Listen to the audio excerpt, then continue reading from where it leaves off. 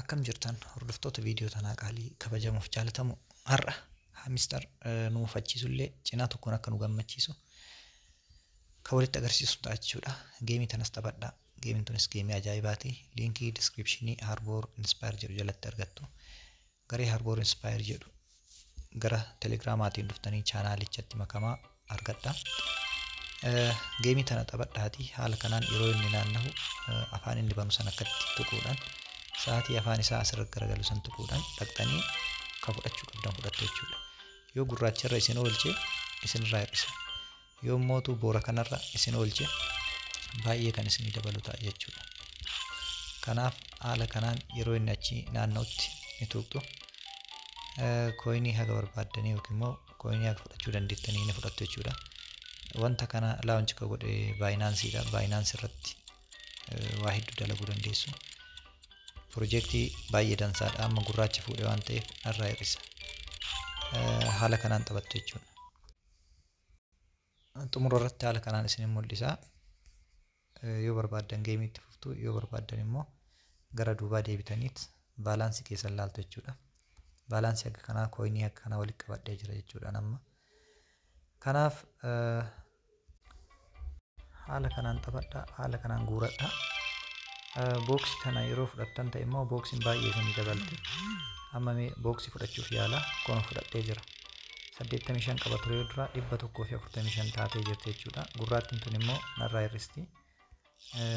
Boorri kun immoo keelloon baay'ee isinii dabala jechuudha. Akkatti taphadhaa. Geemii haarawaa baayinaansiidha ka wanti tana gadhiise jechuudha. Wanti baayinaansiin gadhiise immoo hangam akka amanamaa ta'e immoo hundi keenyaa ni beekna.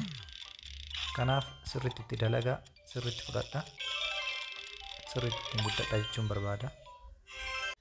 Mee amma kallattiin gara hamister deemna jechuudha. Hamister hoo maal nuun jedha laata? Hamister irratti ulaagaan guutuu qabnuu fi kanaaf hamister irratti ulaagaaleen guutuu qabnu, ulaagaaleen sa'aatii xumuraa nurraa eegamu maal akka ta'e kan waliin ilaallu ta'a jechuudha. Kallattiin nu hordofaa. Mee liinkii hamister tuqnee gara hamisteraa seennu. Sana booda hamister irratti ulaagaaleen nu guutuu qabnu. As biratti maal jedha? September 26 laawunchi ta'a jedha. Kwartar waan immoo ka xumuru September 20 irratti jechuudha. Kooyinii keenya taap godhuudhaan sirriitti walitti qabachuu qabna. Kooyinii biiliyoona 1,800 kan ture meeqatti deebisee jira jechuudha. Biiliyoona 1,800 irraa kooyinii miiliyoona 137 qofatti deebi'ee jira. Maaliif kana goote laata? Maaliif akkas goote onaan jettan dirqama. Wanta dalaguu qabu hundaayyuu dalagee wanta sirreessuu qabu hundaa sirreessuu qaba waan ta'eef jechuudha. Guyyaan 20 irraa yookiin immoo September 20 booda ji'a amma keessa jiru kana 20 booda guutumaan guututti ni dhaabata jechuudha maayiniingiin isaa yookiin immoo taap goonee waa guurachuun kooyinii walitti qabuun kunniin hundi ni dhaabata. Ammaaf ulaagaan guddaan nama barbaachisu kooyinii qabdan kooyinii miiliyoonotaan biiliyoonotaan asii qabdan daddaffiidhaan kaardiidhaan bitadhaa. Kaardii keessan jijjiiraa. Kaardiin inni jalqabaa aspireeddoo maayin jettu tuuxanii kaardii isii leegaal keessa jirtu dhaqxanii kaardii isii jalqabaa tana 25 galchuudha. KYC 25 galchuudha. Asitti meeqa na gaafate KYC 25 xumuree jira jechuudha. Kooyinii biiliyoona 2 fi miiliyoona 600 isin gaafata. 26 ol dabruudhaaf jechuudha. Kanaaf kaardii kana KYC kana yoo bantan mee iddoo kaardii itti ilaallan hundaa kan isinitti agarsiisu ta'a. Na hordofaa. As bira ni dhufnaa. Jalqaba kanarratti ni tuqna jechuudha. Cinaa maqaa keessanii kan jiru. Erga tuqxanii booda see all kan jedhu tuqxu.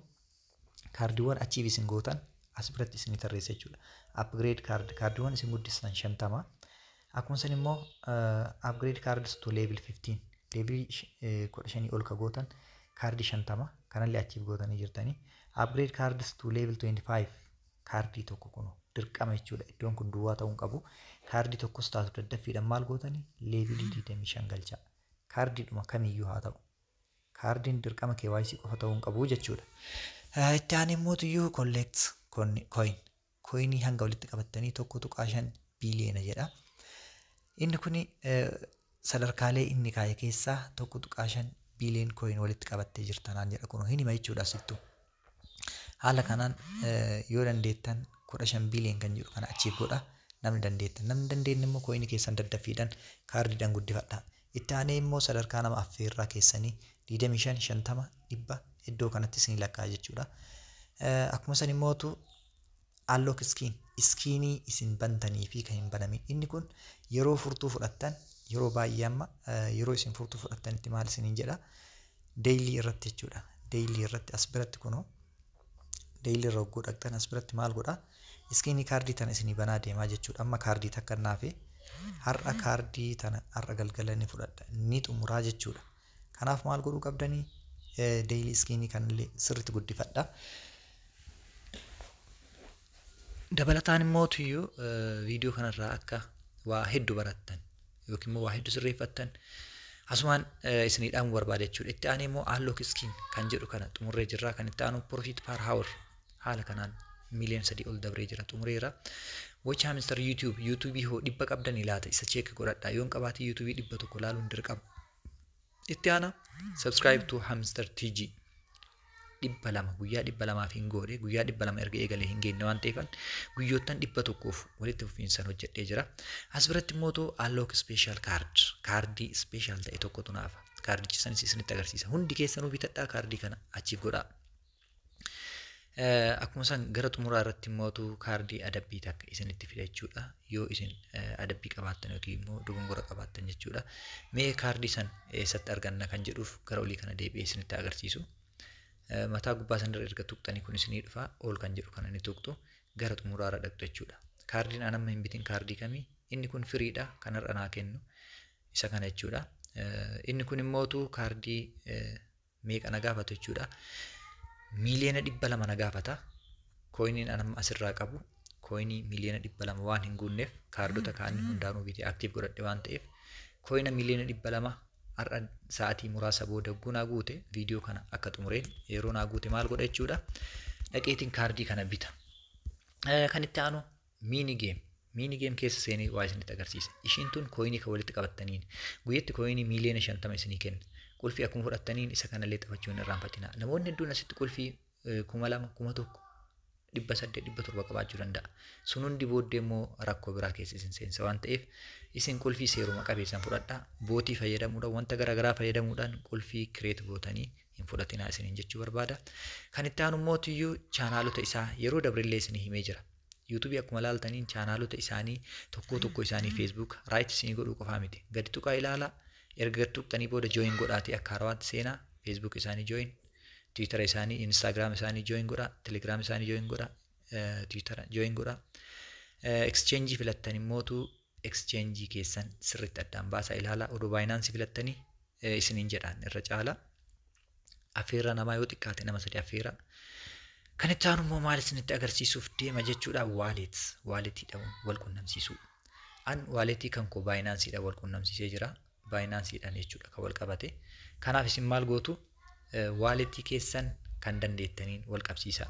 OKX ta'e, Bybit ta'e yoo barbaadan isaan kunniin KYC isin gaafatan waraqaa hayyama konkolaachisaa internaashinaala yookiin immoo tuyyuu naashinaal ID isin gaafata yookiin immoo paaspoortii isin gaafata waan ta'eef karaan salphaan isiniif salphaa ta'e immoo tuyyuu kan KYC isin hin gaafanne no KYC kan jedhu EBI kan jedhu kana isaa wal qunnamsiisa. Telegraama waaleetii keessaniitiinis wal qunnamsiisuu dandeessu jechuudha. Irra caalaa kanan isinii filadhu isa kamii Telegram waaleetii yoo qabaatan yoo hin qabaatin Binance'n wal qunnamsiisaa KYC keessan guutaa isiniin jechuu barbaada. Kan itti aanu immoo point iddoo jettu adeemnume point kan jedhu kana biratti tokkoon nuti ilaaluu qabnu maali? Maal jedhaa asitti passive income. Passive income baay'ee murteessituudha jedhaa jira. Earning task illee baay'ee murteessituudha. Daily combo, daily cheaper kanneen tasuma dabruu hin dandeessan. Bira hin dabrinaa fudhadhaa guyyarraa kaardii haga isin barbaachisu kaffalaa fudhaa. Hiriyaa affeeruu yoo xiqqaate nama 3 achievement sadarkaan keessan sadarkaa kamirra akka jirtanillee ilaalaa. Fakkeenya kiyya asitti amma lordiidha. Sadarkaan xumuraa maal jedhaa? Creator. Ani garuu lord irra ta'ee koiniin kiyya yoo biliyoona 1 gadi bu'u xiqqoo garaana nyaatu malee tasaa yoo isa cheek godhan asitti adabbirra wayii na buusanii shakki malee garuu paaraawurii keessan yeroo guddistan paaraawurii keessan irratti koinii keessan daddafiidhaan jijjiiradha. Paaraawurii keessan guddisa. Kaardota duratti bitaa isiniin jedhisan tokko isaatiin bitaa. Xumura irratti immoo tuyyuu as bira dhufee Telegram isaanii join gochuu qulfiiwwan walitti qabachuu hin irraanfatina. Seepteembar 26 gammachuu walitti adeebinu hanga Seepteembar 24tti akkaawuntii keessaniin wal qunnamsiisaa. Exchange irratti baasii godhattanii wal qunnamsiisaa. Guyyaa 8 qofatu hafe. Guyyaa 8 hafe jedha. Maal ta'uudhaaf laawunchi ta'ee mallaqatti isin jijjiiramee xaarii keessan kan hanga guyyaa har'aa taaptaap godhuudhaan harki isin dadhabe. Hamister jedhuudhaan mana nyaataa mana uffataa manneen garaagaraa ittiin banaa kan turtan dadhabbiin keessan isiniif kafalamuuf jira jechuudha. As biratti siitingiin jira. Siitingii keessan keessa seentanii cheek godhuu dandeessan waan barbaaddan. Namni hin barbaanne immoo guutumaan guutuu Hamisteriin ofirraa bilook godhee haquu danda'a jechuudha. Kana fakkaata bilbila tokko irratti Hamisterii tokkoon ala osoo dalaguu baattanii immoo na gammachiisa. Kaardiiwwan hangarraa hin bitin. Kaardiiwwan ispeeshaalii keessa jiran. Akkuma san immoo kaardii haarawaa dhufu niwus keessa seenuudhaan ilaaluun kaardiiwwan haarawaa fudhadhaa. Kaardii takkittii dhumarra dhufte sana yoo dandeettan daddaffiidhaan ishii tana banaa. Kaardii kana banuun immoo faayidaa hedduu nuuf qaba jechuudha. Waa'ee kaardii haarawaa ispeeshaal keessa seentanii niw jala jirtu tana namni tokkoonuu hin dubbanne kaardiin tun baay'ee kaardii murteessituudha. Kaardii banuu qabdan jechuudha. Kaardii hold BTC 100K jedhu jechuudha. Kaardii san bitadhaa. Waraabulaa deebanaa kanarraaf qabadhee isiniif dhiyaadhe kana fakkaata. Odeeffannoo guutuu yoo barbaaddan gara Telegiraama chaanaala Telegiraama keenyaa isa kana Harbour Inspire kan jedhu kana gad tuquudhaan chaanaalii Telegiraamaa keenya kanatti makamaa isiniin jechuu barbaada. Akkuma san immoo YouTube Harbour Media Network jedhu gad tuquudhaan viidiyoottan hedduu isa jalatti maxxanfaman dhaqxanii tuquudhaan viidiyoottan as jala jiran hunda isaanii ilaaluu dandeessu. Viidiyoottan odeeffannoo garaagaraa qaban kan Hamister kaleessa kan dalage isa kana ulaagaalee kanneen guutuu qabdu jechuudha. Seera dirqisiisoo ta'anii akkuma san viidiyoottan garaagaraa kanneen hojiilee onlaayinaa mana keessan teettanii ittiin dalaguu dandeessan. Leenjiiwwan garaagaraa ijaarsa sammuu akkuma san immoo guddina waliigalaatiif kan isin barbaachisu odeeffannoo garaagaraa as jalatti argattu jechuudha. Harbour Media Network miidiyaa kan keessanii miidiyaa teeknooloojii miidiyaa yeroo kamuu wajjin tarkaanfachuu dandeessu. Horaa bulaa deebanaa isiniin jedha. Gama Feesbuukaatis yoo barbaaddan Feesbuukas ni qabna gara laafoo kee kan jedhu. Akkuma san immoo tuyyuu odeeffannoo hedduu Feesbuukicha jalaa argachuu dandeessu. Kana qofaa miti jedha. Harbour Media Network koinoottan garaagaraa yoo barbaaddan koinii TikTokii, koinii Poppoo, koinii Imo, koinii Instarii, Telegiraamaa akkuma san immoo tuyyuu wantoottan onlaayinii irratti argachuu kaffaluu barbaaddan gara maaster kaardiitiin gara viizaa kaardiitiin barbaaddan hundaafuu isiniif jira jedha. Harbour Media Network filannoo keessan haa ta'u affeerraa kooti. Kanarraaf isinii qabadhee dhiyaadhe kanumaan kan goolabuu ta'a.